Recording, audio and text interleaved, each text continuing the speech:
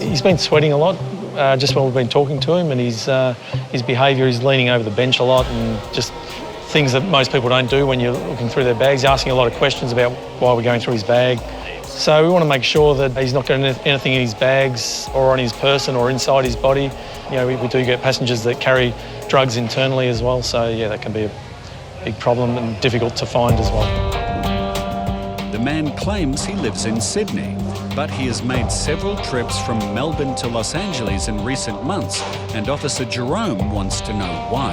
So did you come down from Sydney to Melbourne to go to fly, or are you living in Melbourne? I'm sort of living in Melbourne because... Where are you actually living? I'm into relationships, sort of. I've got somebody here and somebody in LA. So and even though I officially live in Sydney, yes, it is. Yeah. And whose place is that? That's his place. This is only a recent thing that's happened here in Melbourne. Yeah. And he, you know, it's all quite complicated with trying to manage my partner in the US and everything as well, and let him not know about this. His answer doesn't justify why he's so nervous, but then he offers another explanation.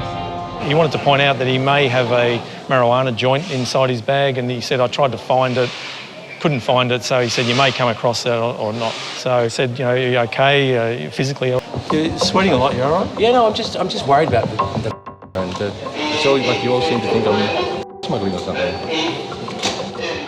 It's an unusual response, and a swab taken from some of his personal belongings to check for traces of may indicate what this passenger is really up to.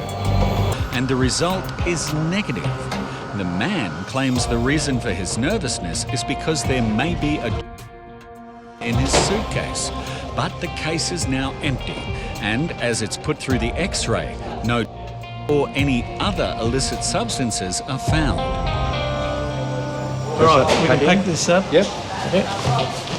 His suitcase is given the all clear, and the passenger can't repack it fast enough. But officers aren't completely satisfied just yet. Oh, you need the bag. A second swab is taken, this time from the man's backpack, and if it's positive, they'll have to step up the investigation. He will now be taken to a private room for further questioning, as officers search for the source of readings. We've asked him, has he used those sort of recently, and he said he had used days before he left Australia, but he's also got some, in his baggage, we found some anti-diarrhea tablets, which is a big question mark on people that might be carrying something internally. He will now undergo a frisk search to check for any concealments of prohibited goods on his body. But when Officer Jerome asks the man to consent to an internal body scan, things take a dramatic turn. He's just admitted that he has got something internally. He's told us that he's carrying 3 to 4 ounces, and he's put that inside himself and carried it from America. So the Federal Police will arrive, and they're getting transported to the hospital in an ambulance for his welfare. We've got to keep an eye on him, make sure that those don't start leaching into his body.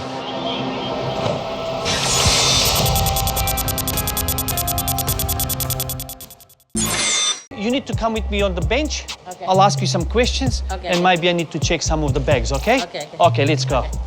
The woman is returning home from a holiday with her daughter, and while she speaks very little English, her passenger card is in Vietnamese, and she has declared only fish. So, which card is your mom? Is this your mom? Oh, yeah. Her daughter will answer questions in English. This one, my mom. Yeah.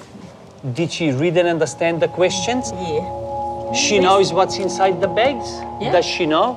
Yeah, she knows. Does everything belong to her? Yeah, yeah. Okay.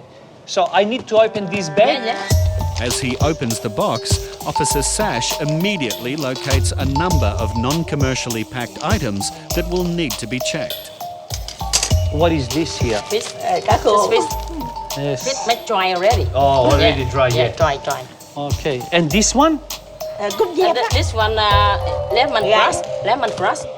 Lemongrass is a herb commonly used in Asian cooking.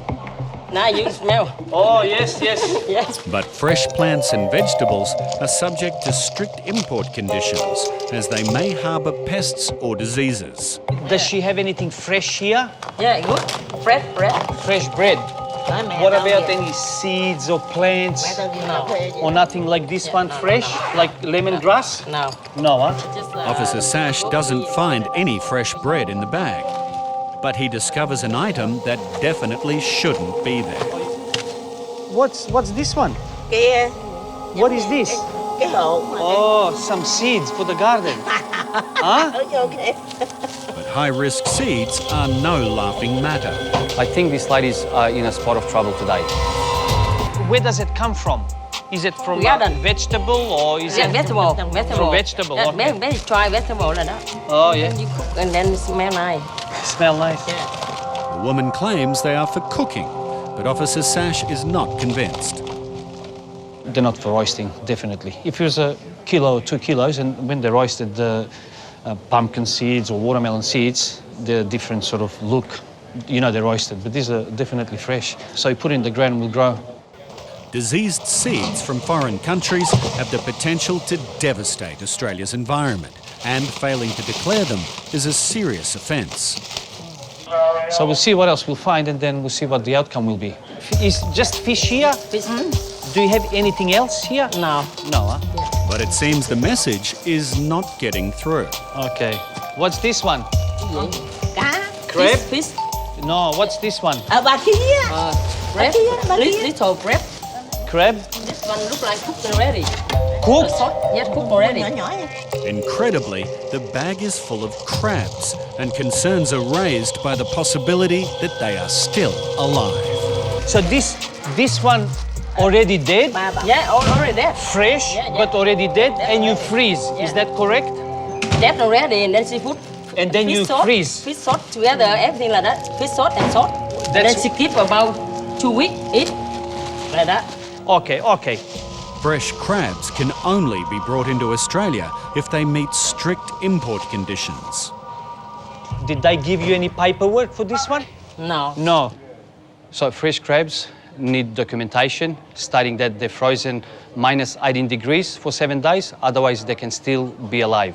Have you been to Vietnam many times? Yes, Cái này she many go a lot. times. She You go lot, a long yeah. time. Yeah, she go about 20 times. Okay, yeah. Yeah, she go a lot. She She go a about lot, 50, yeah. 50 times something. They've traveled in and out of the country many times, they should know better. So the fact that you travel often or even more than once indicates to us that you've been through this process before, you understand the process. So therefore, you will be paying a $420 fine today, but it needs to be paid before you leave today. The passengers agree to pay the $420 fine for failing to declare the many kilos of high-risk food they are carrying. So, just to make it clear, you can't bring all this into the country, okay? You never take. Naughty girl. Yeah, naughty girl. Naughty, naughty. Yeah. The high-risk items will be destroyed, and hopefully these regular travellers have learnt a valuable lesson. Many times I said, no, not taking. Then she said, just eat something, eat. I don't know. I think this time she know. Thank you. Thank you. Bye-bye. Bye-bye.